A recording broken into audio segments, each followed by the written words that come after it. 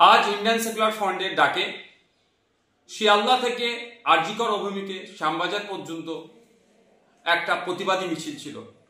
আরজিকর কাণ্ডে ব্যর্থ এবং প্রিয়াঙ্কা হাসদার খুনিদের গ্রেফতার করতে ব্যর্থ, পুলিশি অরাজকতা, পুলিশি নির্যাতনের খুন, স্বাস্থ্য ব্যবস্থায় যে তলানিতে চলে গিয়েছে, আইন শৃঙ্খলা রক্ষা করতে ব্যর্থ রাজ্যের পুলিশ মন্ত্রী ও রাজ্যের স্বাস্থ্যমন্ত্রীর পদত্যাগের দাবি নিয়ে আমরা এক প্রতিবাদী মিছিলের ডাক দিয়েছিলাম।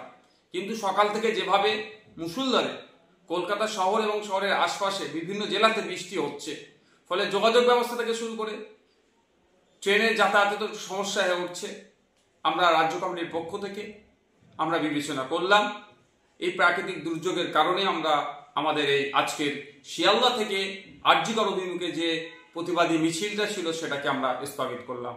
অতি শীঘ্রই পরবর্তী তারিখ আপনাদের জানিয়ে দেওয়া হবে।